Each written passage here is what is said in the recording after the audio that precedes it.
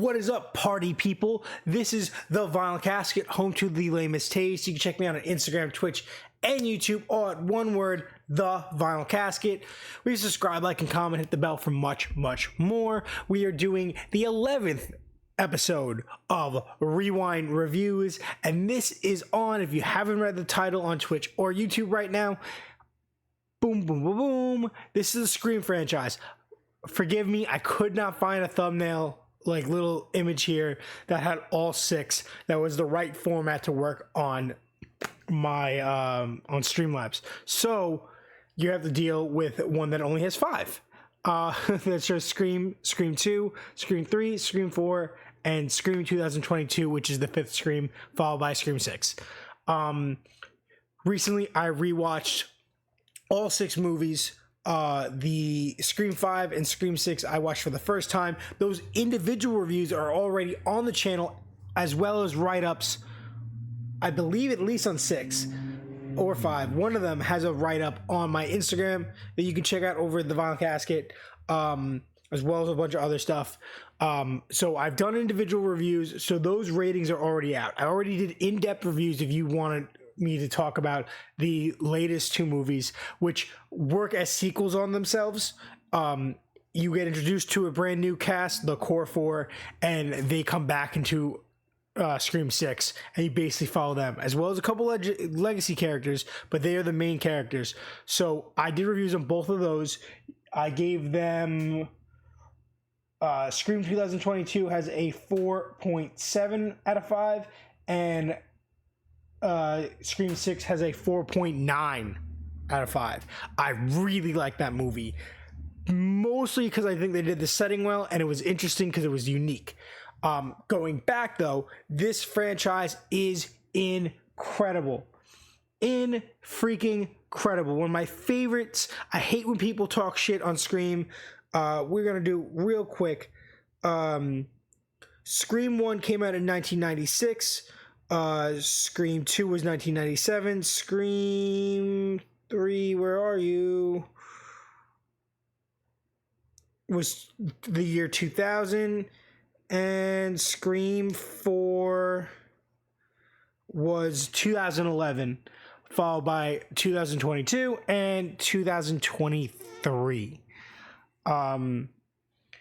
I obviously have to start off with the fact that most of this franchise follows Neve Campbell's character of Sydney up until the fifth movie. She's in it, but she's not the main character.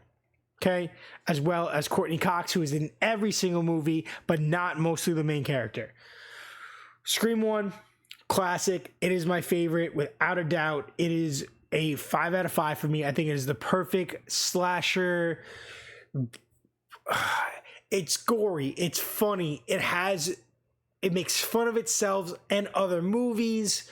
And references other movies, and then creates this whole world that these other 5 films fit in, where there's a film franchise based off the real life killing.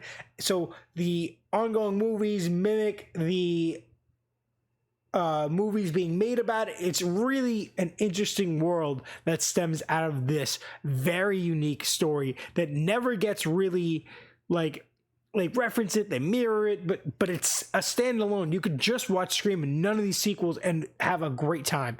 5 out of 5. Scream 2 continues up that thing with the theory of 2 killers in the ghost face.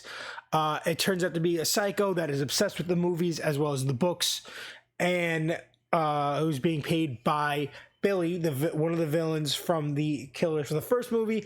It's his mom, who basically, it's a roundabout thing. Billy was mad that Sydney's mom cheated on his parents with his dad, so his mom left and killed Sydney's mom, and then tried to kill all her friends and her, and then she ended up killing him, and then the mom's mad that she killed her. It's a very convoluted plotline. That movie's really good. They're in college. It's very interesting up until that plot development, and then she's wiped out, and I don't like it. I like the movie. I just don't like that plotline. I gave 2 a 3.9. 3 is the weakest of the Scream films, and it's, it's the year 2000. There was a lot going on. I believe Columbine happened around this time. It was rough for them. They tried really hard. The villain, it's the only one with one killer. I don't like this plot line. It's like they try to restart the whole, not restart, but like try to like, she had a half brother who is taking credit for the one telling Billy about all the stuff that was going down and causing everything for the events of the first 2 movies to happen. They were in Hollywood. You find out Cindy's mom was an actress, stuff like that. It was very wonky. It was very weird. It fits. And the following 3 movies make up for it being weird. It was okay. I give it a 3. Scream 3 gets a 3 out of 5. Scream 4 is really good. So we don't get a real Scream movie for 11 years, right? In 2011, while I was in high school, at the end of high school, we get Scream 4. And the cast of characters of new people, the returning legacy cast, it's just great. The new characters are amazing. The old characters do great. The storyline is interesting. It makes sense. It's not too gaudy. It follows that original formula that the first one did. One character has a pure motivation of hatred and revenge, and the other one's just this goofy guy that is doing this because they want to be with the person, has their own other influences, but they're goofy about it. It's not revenge, really. And it works out perfectly. It's very interesting. The Stab franchise inside, which is the mimicking thing, is at an all-time high. It's very cool. I really like it. We're back in Woodsboro. The second one takes place at their college. The third one takes place in Hollywood and all over the place. So the fourth one goes back. It replicates the first one, kind of, not really. It's really good movie. I gave it a 4.8. And then obviously I said the Scream 2002, the 5th movie, as well as the sequel to that, Scream 6, are great movies.